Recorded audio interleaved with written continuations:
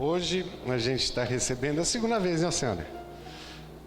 Para nós é uma honra, particularmente uma honra e um prazer de receber o Oceano. Eu tive a oportunidade de trabalhar com ele no Eluz, um grande divulgador da doutrina espírita, um cara de um conhecimento profundo. Seja bem-vindo em nossa casa e receba as vibrações de carinho e agradecimento, viu, senhora? Fica à vontade, tá? De coração.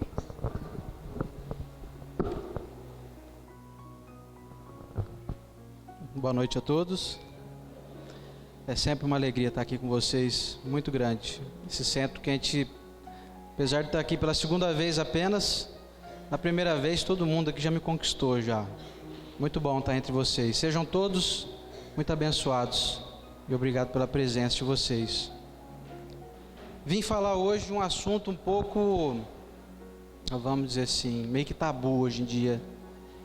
É um tabu, meio difícil falar desse assunto. Primeiro porque ele é complexo, tem muitas variantes. Muitas das pessoas que sofrem desse mal, que é a depressão, passam por dificuldades que a gente não pode calcular. Portanto, eu tenho muita cautela para poder falar sobre esse assunto. Não sou um especialista nesse assunto, não sou um psiquiatra, né, que é da área médica, as pessoas mais recomendadas para poder falar sobre isso. Porém, a gente como estudioso, né, da doutrina espírita e um pouco, vamos dizer assim, interessado em querer saber mais sobre essa doença que já é catalogada até pela Organização Mundial de Saúde. Então a gente vem com o objetivo de tentar trazer algumas alternativas para poder tentar amenizar então o efeito dessa grave enfermidade que muitas pessoas passam. Então, só para vocês terem ideia como que é grave esse assunto, eu trouxe algumas informações que eu retirei direto do site da Organização Mundial de Saúde, que afirma que hoje, só para vocês terem ideia, são 322 milhões de pessoas no mundo que sofrem de depressão. Essas assim, já diagnosticadas pela medicina.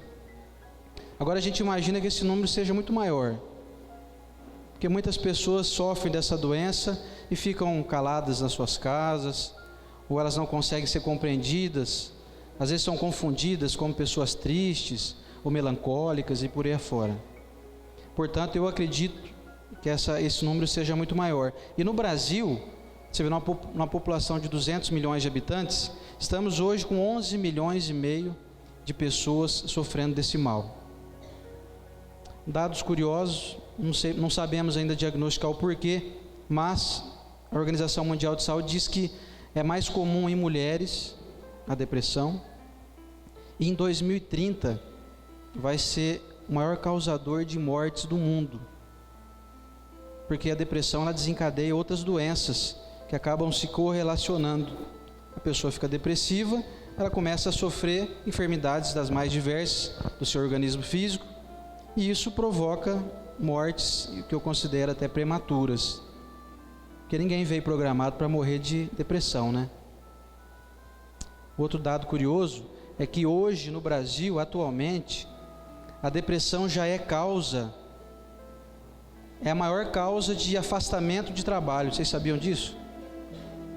Quer dizer, estão se afastando mais as pessoas do trabalho por conta da depressão do que por conta, por exemplo, de um acidente ou de ter ficado aí com câncer, por exemplo. Então olha como que é grave isso.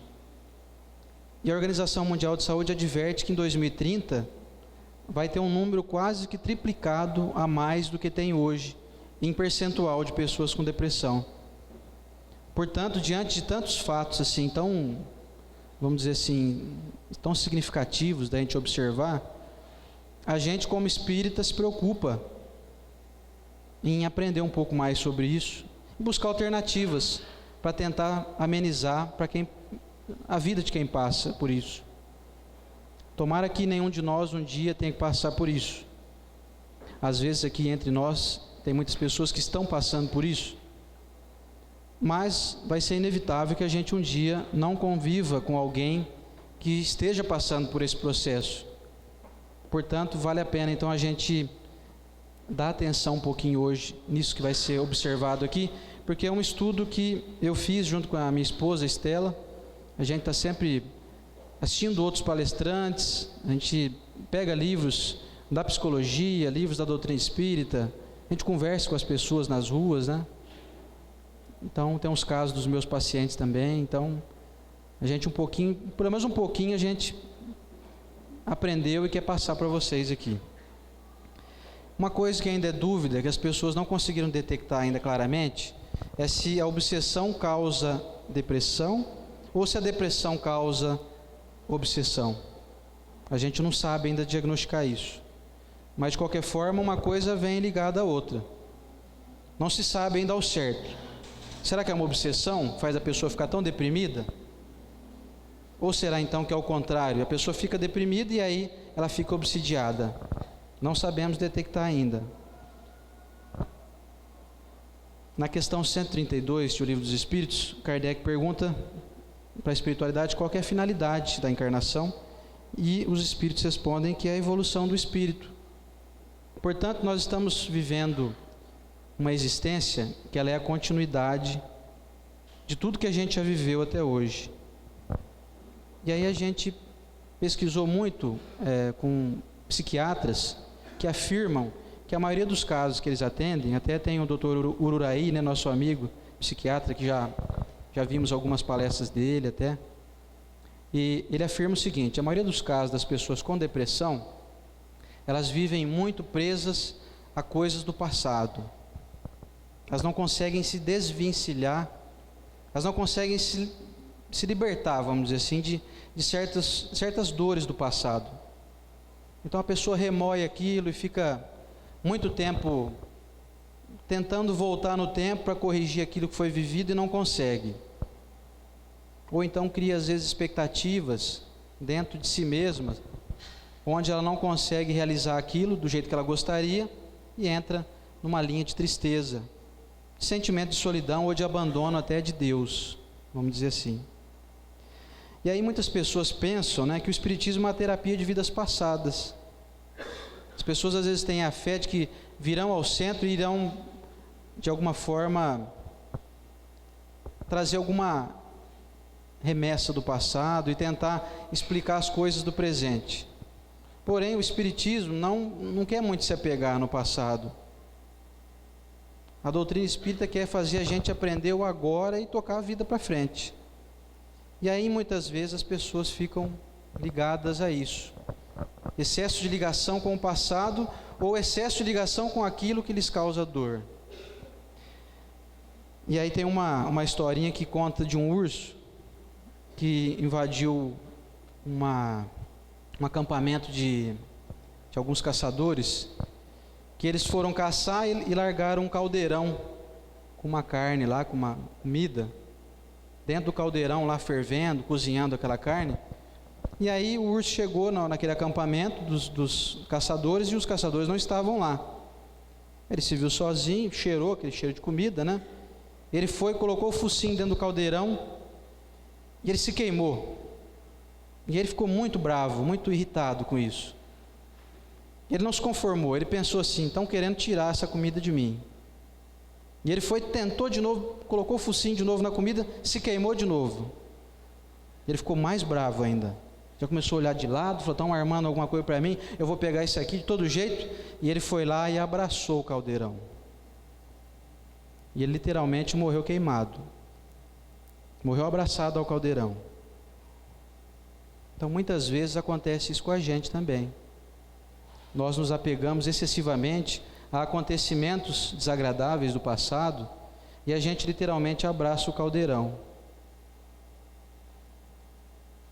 E a doutrina espírita vem dizer para nós que nada do que nos acontece é em vão. Nada do que você vivenciou foi equivocado. Aconteceu do jeito que tinha que ser.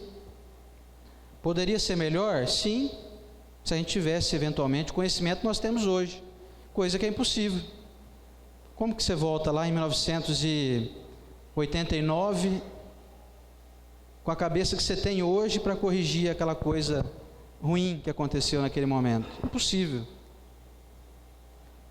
Portanto, a gente descobriu que, eventualmente, em alguns casos, é lógico que não dá para generalizar, cada caso é um caso, cada pessoa sente essa tristeza profunda por um motivo, então não dá para generalizar, mas em alguns casos acontece isso, da pessoa literalmente se apegar muito naquele caldeirão, naquela coisa que faz mal, ela não consegue sair de perto, e aí ela se queima.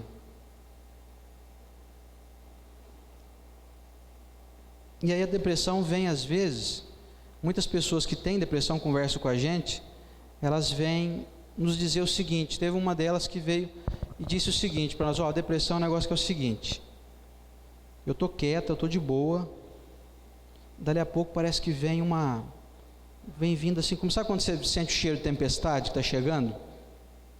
Você sente pelo aroma, né, começa a mudar, começa a ventar um pouco, e começa a vir aquele cheirinho de umidade, você já sabe que vem vindo uma tempestade por aí.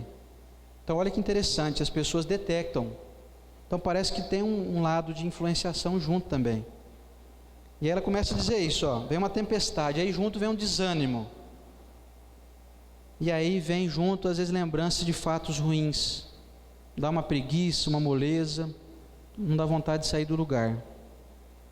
E aí, para detectar a diferença entre depressão e tristeza, melancolia, a medicina nos alerta da seguinte forma, olha, se você tem um fato ocorrido na sua vida ruim, por exemplo, a perda de um ente querido, morreu um parente seu, você está triste, sente falta da pessoa, isso é comum, todo mundo tem. Nós temos que nos dar o direito, por exemplo, de viver o luto, de viver um momento de tristeza, porque a vida não é só alegria. A proposta que a doutrina vem nos dar é a seguinte, não estamos tentando impedir que você fique triste, se dê o direito de ficar triste de vez em quando, não tem problema.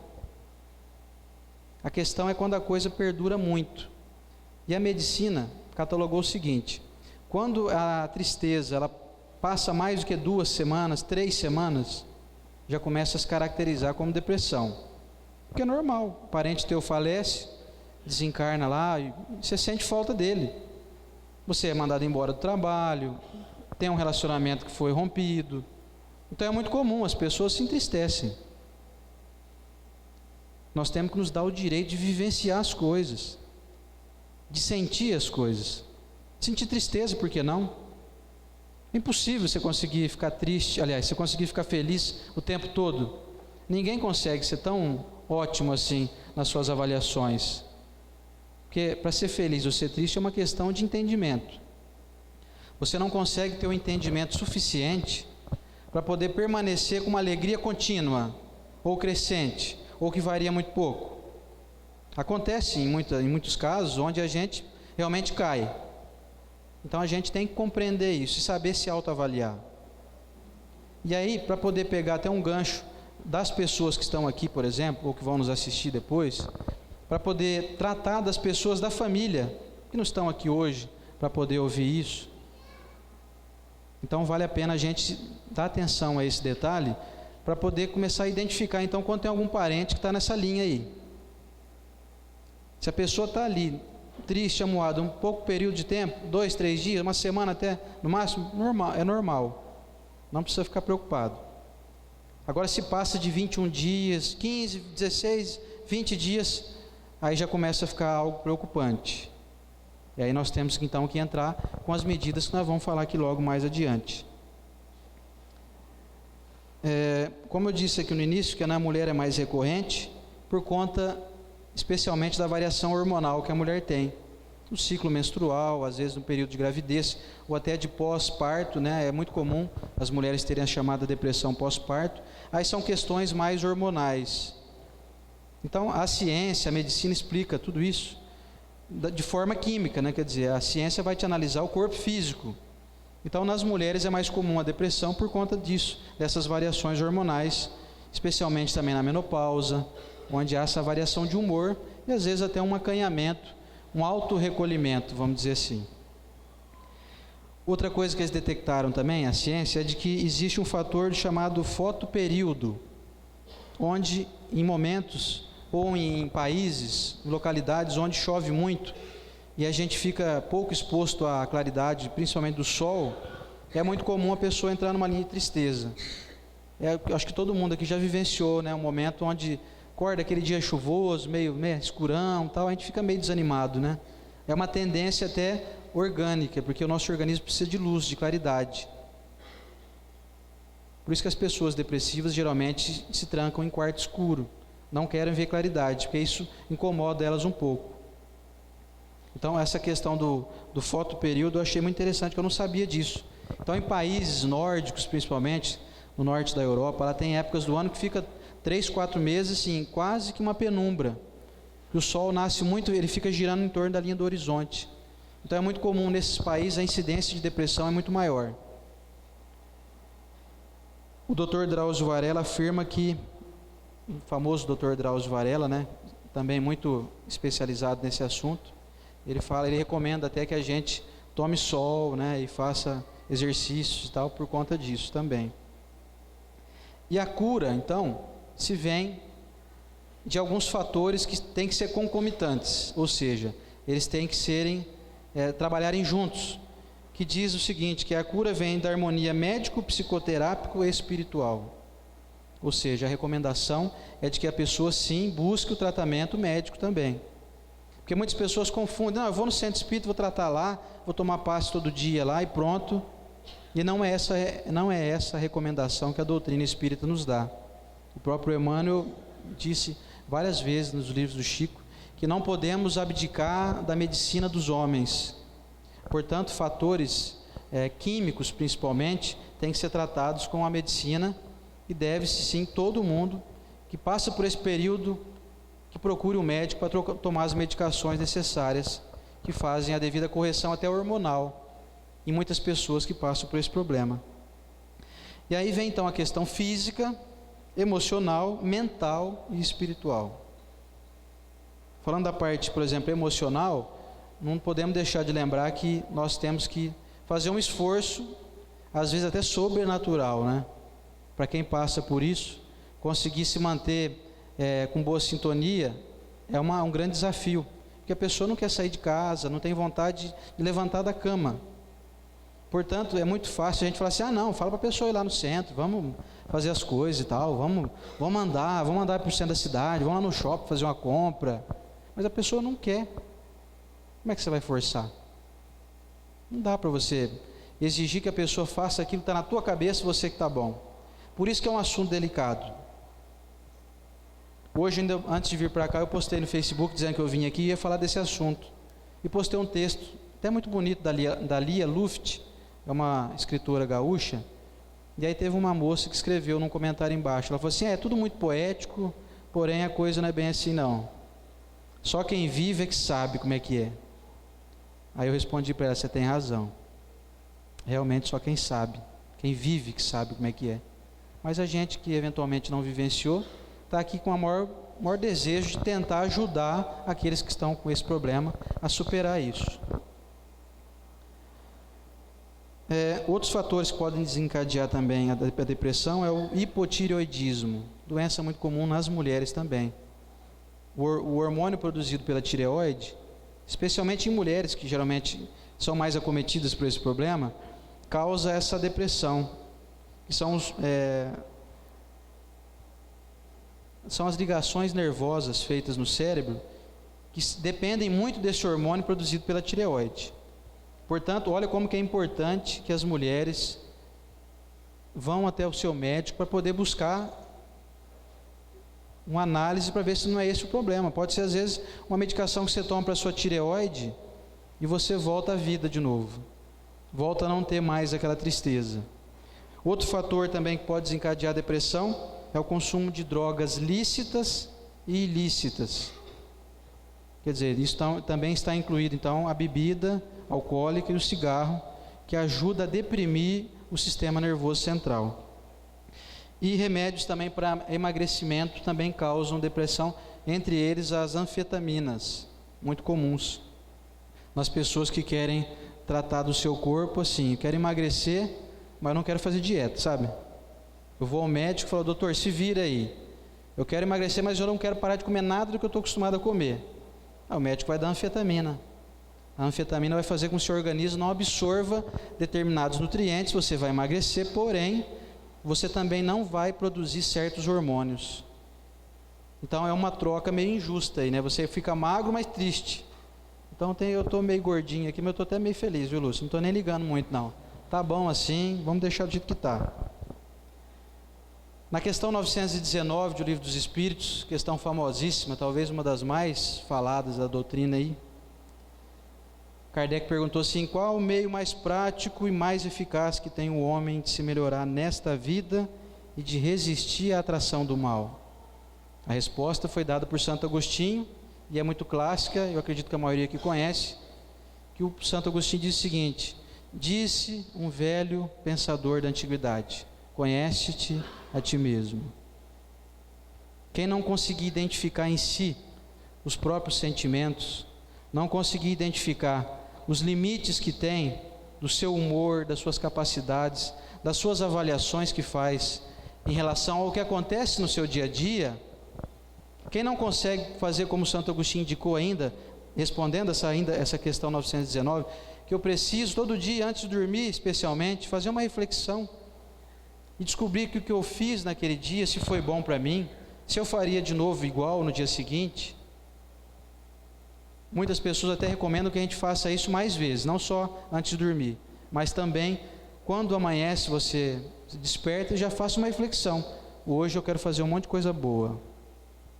Hoje eu quero conviver com pessoas legais, e as que não são tão legais precisam de mim. Os fatos que vão ocorrer na minha vida vão ser todos providenciais. Quer dizer, é uma programação que você faz logo ao acordar. E antes de dormir, sempre se cobrar. Porque não adianta nada falar: hoje foi duro, hein? Tive que aguentar de novo aquele meu cunhado insuportável lá. O meu dia foi meio difícil, aquele cunhado lá é dose, hein? Quer dizer, não adianta fazer reflexão analisando a vida do outro que convive com você. Você tem que se avaliar e ver: será que o teu cunhado é insuportável? Será que você é muito impaciente? Será que nós somos muito intolerantes?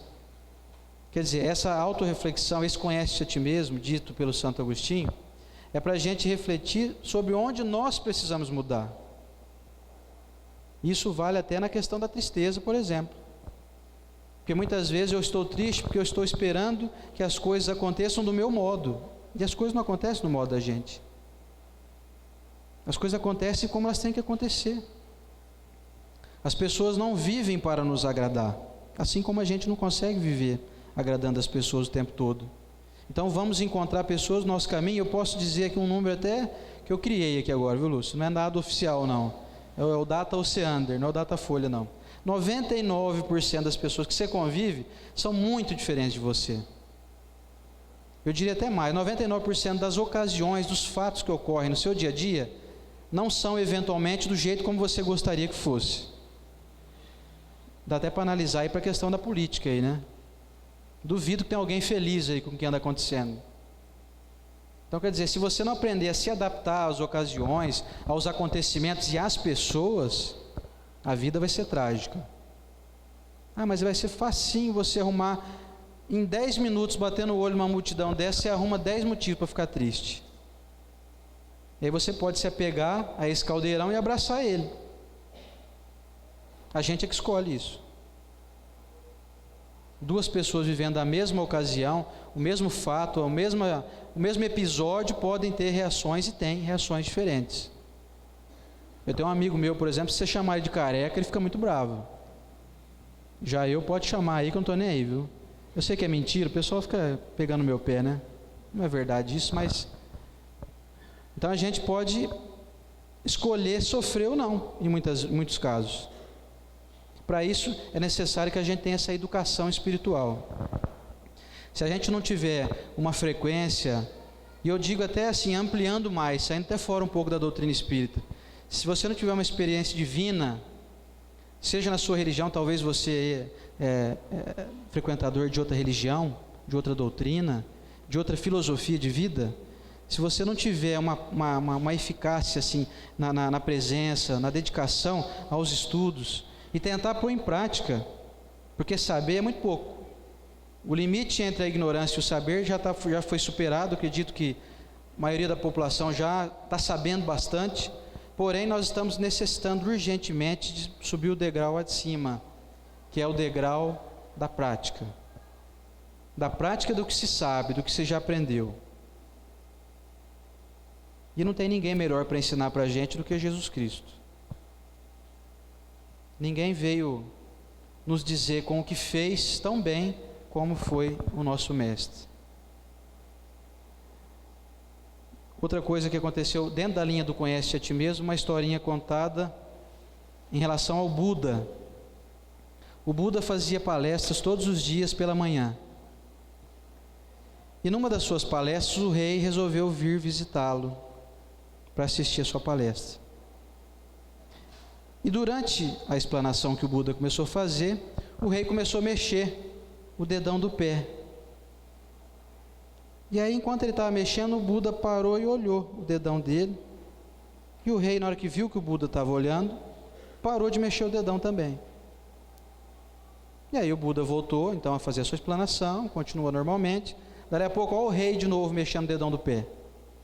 E mexendo, e mexendo. O Buda parou novamente e olhou para o dedão. E aí o rei ficou um pouco constrangido e falou assim: mas por que você parou para olhar o meu dedão? Ele falou: porque está mexendo. Por isso que eu parei. Aí o rei falou assim: mas não pode mexer? Eu falei: pode, pode. Aqui chamou minha atenção aqui.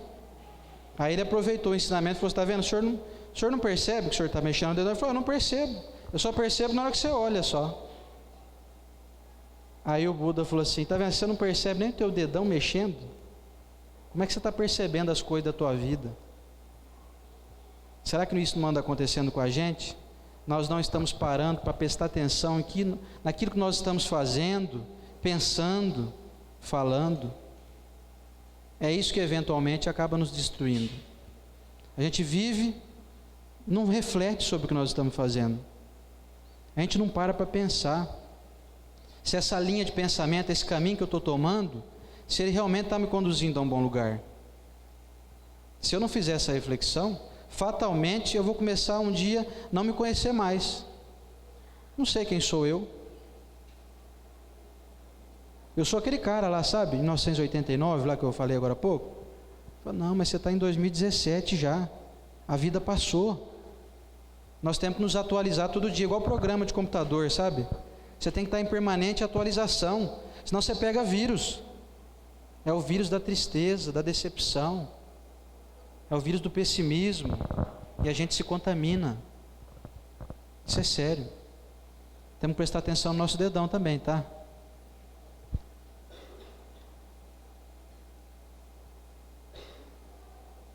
Tem gente que chega pra gente no centro e conta o seguinte: olha, eu passei pela depressão, fiquei muito doente, porém tem um lado bom disso. Eu superei a doença, fiquei 2 anos doente. E eu descobri que em 2 anos de doença, a doença me curou, vamos dizer assim. Ela me fez passar por dificuldades que eu considero que em 15 anos de frequência ao centro espírita, eu não aprendi tanta coisa quanto eu aprendi em 2 anos de doença. E aí eu descobri que antes de eu ficar doente, aí é que eu estava doente mesmo. Depois veio a doença física, eu parei para refletir, fiquei em dúvida em relação à minha existência ainda nesse mundo a longo prazo, vamos dizer assim. Quer dizer, cogitei a possibilidade de eu desencarnar logo. Isso me fez então descobrir que eu estava andando por caminhos equivocados. Eu estava dando valor às coisas que não tinham tanto valor assim. A gente dá muito valor a picuinhas, a coisas desnecessárias.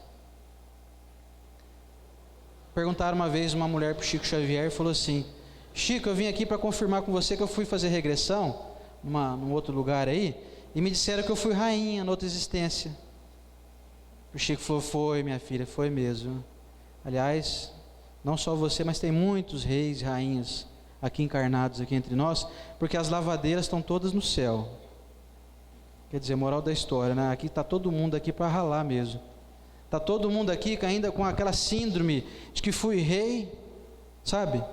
E eu não posso ser contrariado. Com quem você pensa que você está falando? Por que você fez isso comigo? Você não tinha o direito de fazer isso comigo. Porque antigamente a gente mandava, a gente era rei, né? Até hoje eu nunca vi ninguém que chegou no centro falando que era mendigo na outra encarnação, ou gari. Nada contra os garis, hein, gente? Ou que era marceneiro, que era qualquer coisa. Todo mundo foi rei, rainha, todo mundo foi muito importante, né? E a gente começa a descobrir que realmente foi mesmo. Nós fomos reis mesmo.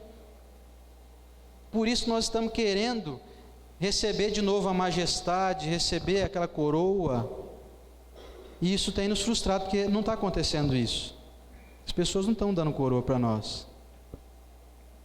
Então, se a gente não tiver atenção à realidade do momento e começar a planejar um novo futuro, e viver abraçado no caldeirão, viver abraçado no que a gente foi no passado, querendo vir ao centro espírita para saber de coisas da vida, da existência passada, isso aí não vai resolver. Nós temos que programar o agora, o que pode ser mudado. E a ordem que a doutrina nos dá é trabalho e mais trabalho. Daqui a pouquinho eu vou falar sobre isso. Então, é muito comum a pessoa dizer o seguinte: mas as coisas não são do jeito que eu queria, sabe? Minha vida não é do jeito que eu queria. Meus pais, sabe, não são os pais que eu queria ter para mim. Eu não sou do jeito que eu queria, sabe? Eu queria ter um topete assim, igual do Neymar, sabe? O Neymar tinha aquele moicano. Eu queria ter aquele corpão saradão. Queria ter aquela casa, sabe, bonita. Minha vida não é muito boa, sabe? Então, quando a gente entra nessa linha de ingratidão às coisas que Deus nos providenciou, é uma porta aberta facinha para a gente entrar na depressão. E aí vem mais, hein? Eu não sou do jeito que eu queria, meus pais não são como eu queria, minha esposa não é como eu queria, meu carro não é o carro que eu queria, e as pessoas não são como eu queria, o mundo não é como eu queria. Aí complicou, hein? Será que Deus errou com a gente? Será que eventualmente era para a gente já estar morando num mundo superior aí, onde as pessoas são ótimas já? Mas Deus errou, né? Falhou com a gente, colocou a gente aqui no meio desse monte de gente equivocada aqui, né? Nós que já somos tão ótimos, né? Tem um amigo meu que diz assim: Senhor, eu vou falar a verdade para você, viu? Eu não sou desse mundo não, viu? Eu não vou citar o nome dele não, mas é verdade, ele fala isso para mim. Eu não sou desse mundo. Eu falei: então o que aconteceu? Será que Deus errou só com você mesmo? Olha que coisa, rapaz. Deus estava no Guarujá de férias, no Havaí, esqueceu, fulano vai nesse mundo aqui mesmo. E muitas vezes nós achamos que Deus erra com a gente, ou que Deus é injusto, ou que Deus, se existisse mesmo, quanta gente não fala isso para mim: eu não acredito mais em Deus, que se Deus existisse mesmo, não deixaria acontecer esse monte de barbaridade aí. Olha essa política aí, que vergonha. Olha o pessoal lá passando fome lá na África. Olha os sírios lá, morrendo de bomba lá e etc. Quer dizer, nós temos que ter a certeza que Deus não tem nada a ver com isso.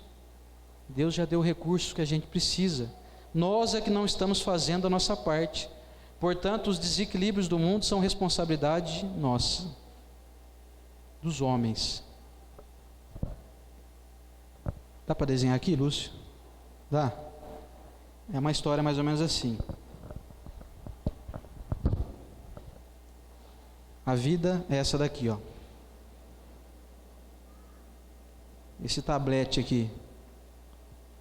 E aí Deus, sabe quanto que Deus deu para nós de recurso? Ele preencheu tudo isso aqui, ó.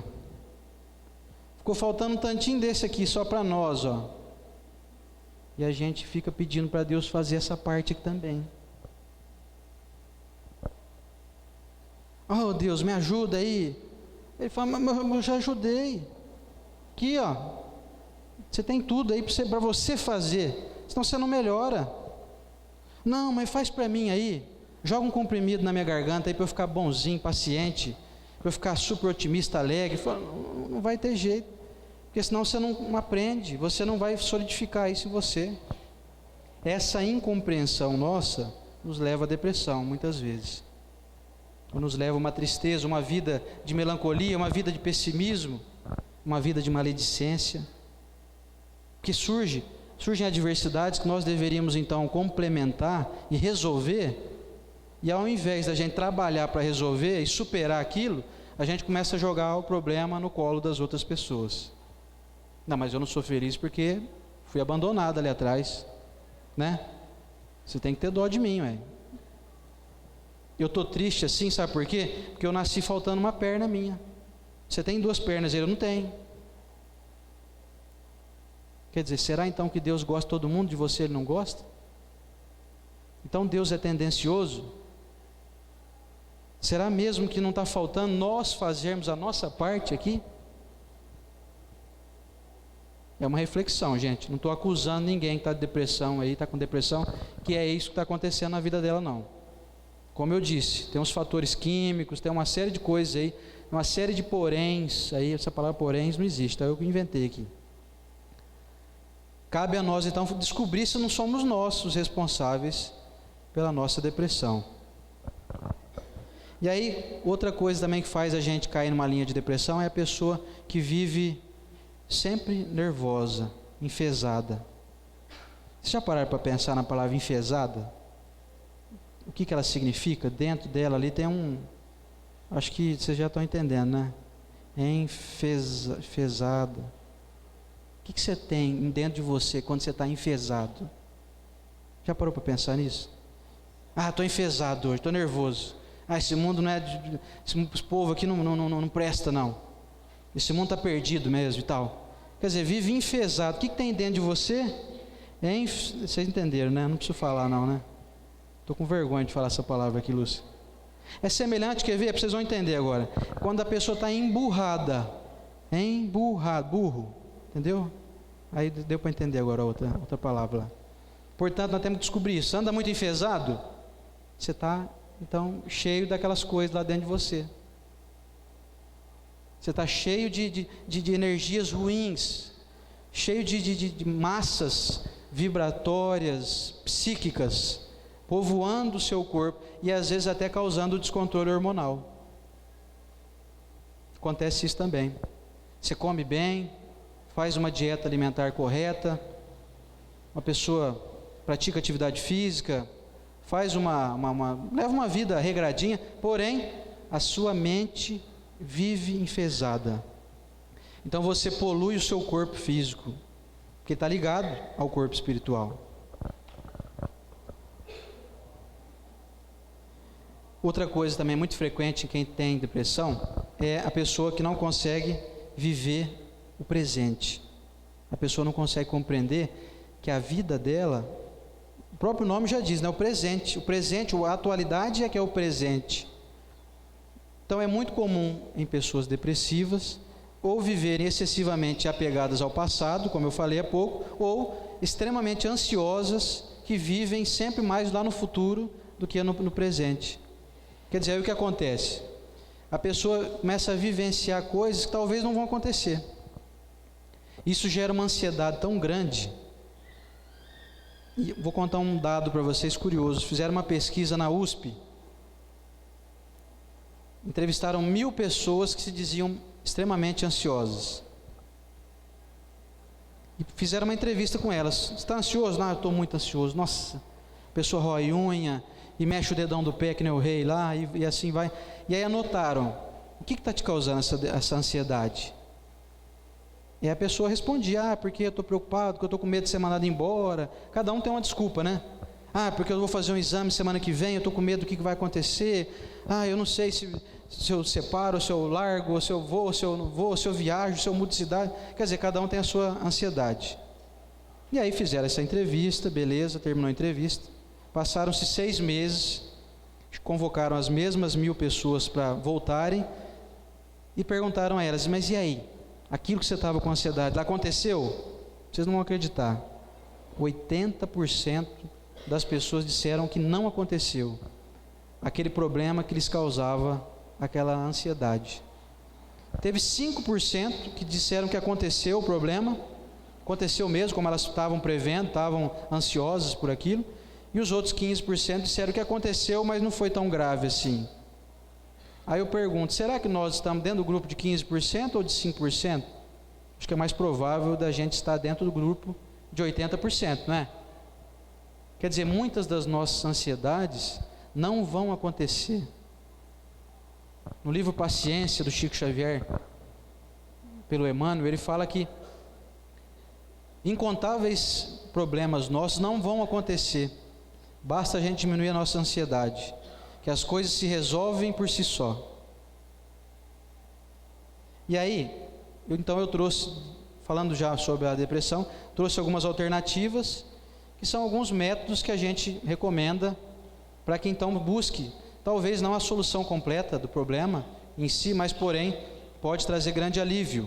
Isso a gente aprende na doutrina. Tem coisas que você não consegue solucionar, porém dá para você melhorar ou amenizar a incidência do problema. Uma das coisas recomendáveis é a oração, a meditação, a mentalização. Como eu falei há pouco, de manhã já planeja, acorda de manhã, fala, nossa, obrigado, tive mais um dia aqui que eu posso viver. Já começa jogando a teu favor, já logo de manhã. E a oração, ela é assim, você pode fazer ela incontáveis vezes. Quando foi perguntado pelo Chico, quantas vezes eu devo orar por dia? E o Emmanuel respondeu, quantas vezes mais for possível. Portanto, você não precisa ficar fazendo aquela cerimônia, sabe, aquela metodologia de, né, tem muita pessoa que faz assim com a mão, ou fecha o olho, ou senta, ou outras crenças, né, se ajoelham. Não precisa de nada disso. Você pode fazer oração dirigindo a sua moto, por exemplo, dirigindo o seu carro. A oração é aquela mentalização, a ligação que você faz com o divino. São momentos onde você muda a tua sintonia. Sai um pouco fora daquele passado, esquece um pouco aquela ansiedade do futuro, porque a ansiedade é sempre coisa do futuro, né? Então você sai um pouco fora disso e você se liga ao Criador. Isso ajuda muito. Outra recomendação da doutrina, trabalhar no bem. Daqui a pouquinho eu vou ler um texto do Chico aqui, da Maria Dolores, que vai falar bem sobre isso. Chegou um empresário uma vez no Chico Xavier, riquíssimo, de São Paulo, na década de 70. Chegou lá, estava ansioso, queria comprar o lugar dele para ser atendido logo, virou um bafafá lá.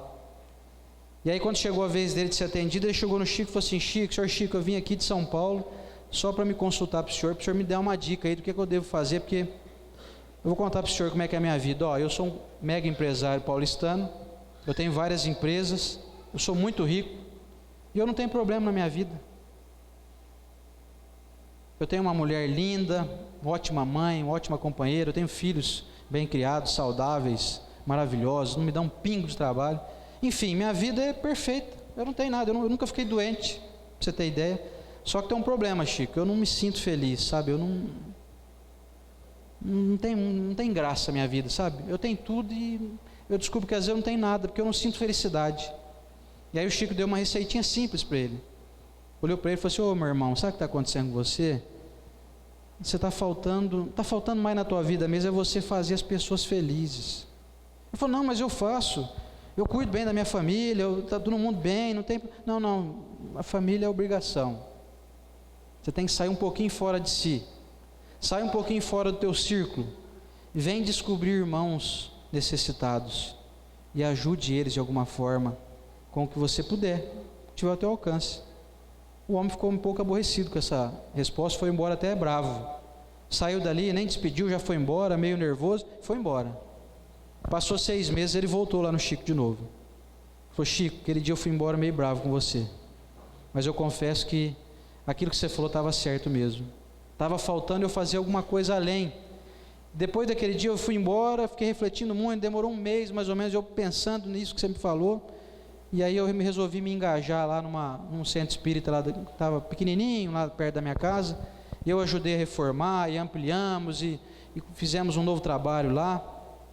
Enfim, hoje nós estamos cuidando de um monte de crianças, coisas que antes não tinha. E hoje eu estou muito feliz. Não consigo me ver mais sem fazer isso. Então essa é uma boa justificativa. Se você que está aí com depressão, se você que está com uma tristeza profunda, conseguir ter a força de se levantar e buscar fazer qualquer coisinha que seja para ajudar qualquer pessoa que seja, você vai descobrir que o teu problema pode ser grave, mas tem pessoas com um problema muito maior que o seu. Se você chora porque o teu sapato está velho, tem quem chora porque não tem pé. Se você chora porque a tua casa caiu, tem pessoas que nunca tiveram uma casa. Então sempre tem gente pior que a gente.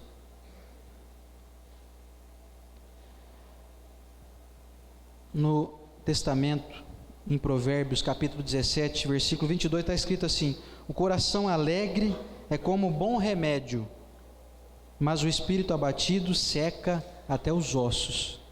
diz o Novo Testamento. Portanto, a gente veio aqui nessa existência, a gente se programou para ser mais feliz. A gente prometeu para nós mesmos: eu vou chegar lá, eu vou começar a rir até das minhas mazelas, das minhas dificuldades. Eu prometo, me deixa só ir lá. Eu vou dar um jeito, eu vou ser mais alegre. Chega aqui, a gente esquece.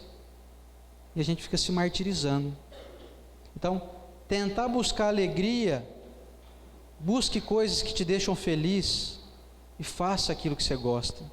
Se dê o direito de sentir prazer pelas coisas. Se você gosta, por exemplo, muito de comer chocolate, por exemplo, coma chocolate. Ah, mas eu não posso, porque eu sou diabético. Foi chocolate diet aí. Dá um jeito. Busque alternativas para o seu bem. Arrume uma forma de se sentir feliz. Você gosta, por exemplo, de ver show de stand-up? Gosta de ver filme de comédia? Não sei. Descobre aí o que você gosta e faz mais. Busque fazer isso mais vezes. Outra dica: aceitar as dificuldades. Entender que elas são propositalmente colocadas para nos fortalecer. A gente descobre das pessoas aí que são os grandes nomes da humanidade, e a gente descobre que muitas delas, desses grandes nomes, não tiveram uma vida muito fácil, não. Você pega o exemplo do Chico Xavier, que teve uma vida praticamente massacrante quando era criança. Ficou órfão aos 5 anos de idade, apanhava da tia, ficou abandonado, passou por dificuldades incontáveis, problemas de saúde durante a vida inteira, não teve uma vida fácil, porém nunca se deixou abater. O próprio Mestre, o próprio Jesus, não teve uma vida nada fácil, foi crucificado ao final dela. E nós? Será que nós estamos sendo tão crucificados assim? Será que a vida nossa está tão cruel a esse ponto? Será que dá para comparar um pouco a nossa jornada com a desses nomes que eu citei aqui? Outra dica é não desistir. Está com dificuldade? Não desista. Vocês já ouviram falar daquele escritor chamado Rubem Alves? O Rubem Alves uma vez foi consultado por um de seus alunos, falou assim para ele: ô professor, me fala aí o que eu tenho que fazer, eu quero ser igual ao senhor. Eu gostaria de ter uma vida assim, ser um escritor, uma pessoa inteligente igual ao senhor, o que eu tenho que fazer? Aí o Rubem Alves falou assim: ó, meu filho, eu não sei te dizer o que você deve fazer não, mas eu vou te dizer uma coisa, se você quiser trilhar o meu caminho aqui, não foi fácil não, hein? Quando eu era menino, eu resolvi ser pianista. Vou ser pianista, vou tocar piano e tal, mas não deu certo, sabe? Comecei a tocar, aí eu vi que não estava dando liga, sabe? Depois eu resolvi que eu ia ser sacerdote. Ele era protestante na época. Vou ser pastor. Foi ser pastor também. Não deu certo também. E depois desses fracassos e mais fracassos, ele começou a refletir sobre a vida, começou a escrever sobre ela e se tornou o grande escritor que todo mundo conhece aí, Rubem Alves. Portanto, se você tem dificuldade na sua vida, não desista. Não desanime. Talvez você logo vai ser um Rubem Alves aí da vida. Ou vai ser não digo talvez nessa existência, mas no futuro aí, vamos ser igual o próprio Mestre Jesus, que foi ele que disse isso para nós: vós podeis ser como eu sou, e muito mais. Quer dizer, está programado para cada um que está aqui nessa sala, cada um que está assistindo esse vídeo, todo mundo um dia vai ser anjo, todo mundo vai ser como Jesus é hoje. Não podemos desistir. Se a dificuldade parece grande, saiba, como o próprio Mestre volta a dizer, volto a lembrá-lo, né? Deus não dá o fardo mais pesado do que os nossos ombros podem carregar. Portanto, se está pesado o teu ombro, lembre-se, você é forte.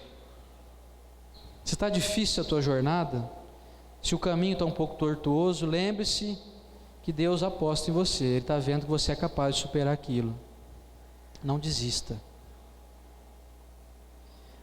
E aí, para finalizar aqui, uma dica que já não tem nada a ver nem com a doutrina espírita, que é fazer uma caminhada. Se você puder fazer todo dia uma caminhada, ajuda a liberar hormônios que vão te dar a sensação de felicidade, você vai sentir alívio até nas suas dores.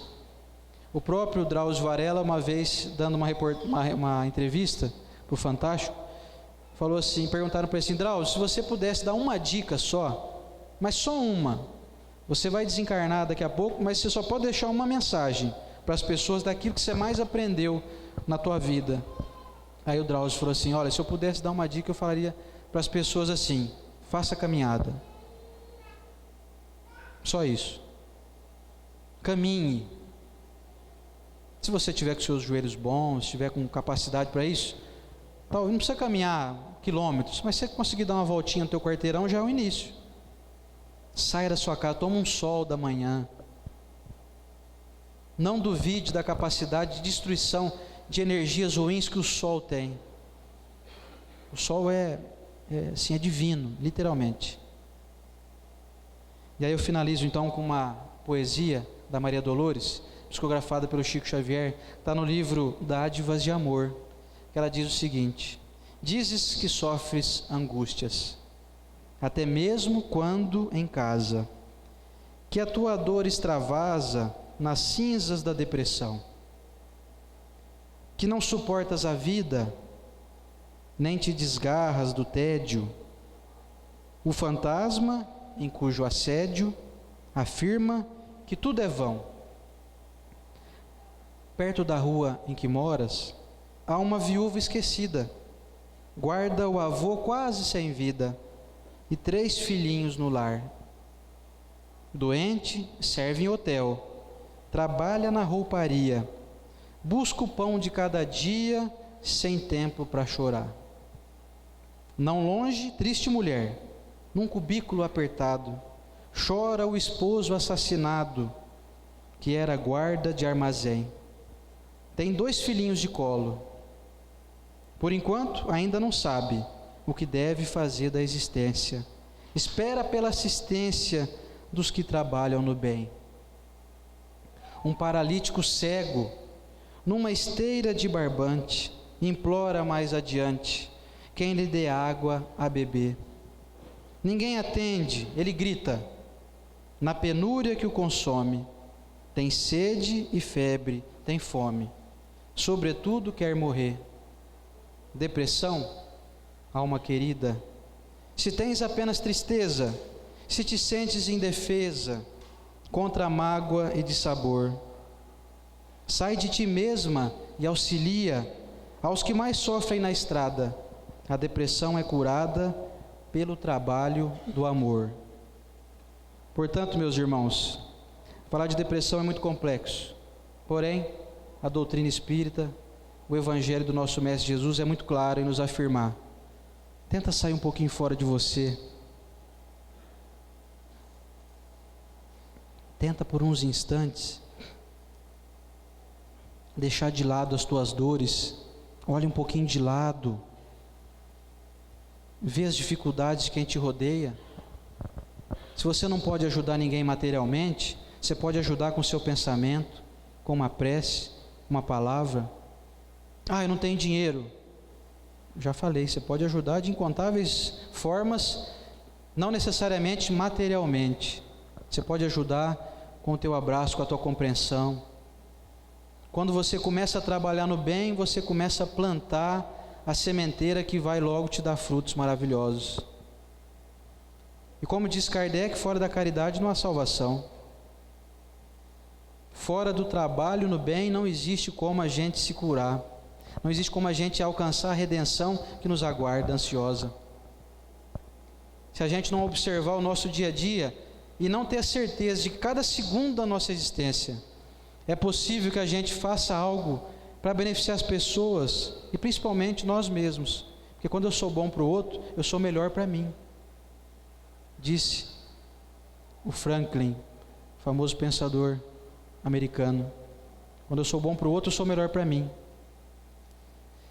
Então, se a gente conseguir pegar alguma coisinha aqui hoje e levar para o seu dia a dia, a gente conseguir levar para o nosso dia a dia, eu tenho certeza que alguma coisinha vai melhorar em nós. E nós vamos passar então a enxergar aqueles que têm depressão, que convivem com a gente, de uma forma com mais caridade, com mais piedade, com mais compaixão. Vamos auxiliar esses nossos irmãos. Vamos levar esse conhecimento aqui, talvez não com palavras. Não precisa dizer o que foi falado aqui hoje. Não precisa querer dar lição para a pessoa. Auxilie, estenda a mão para ela. Em vez de falar de amor, ame-a. Vamos fazer igual São Francisco falou uma vez: pregue o evangelho o tempo todo. E, se necessário, use palavras. Que Jesus abençoe cada um de vocês. Muito obrigado. Boa noite. Obrigado.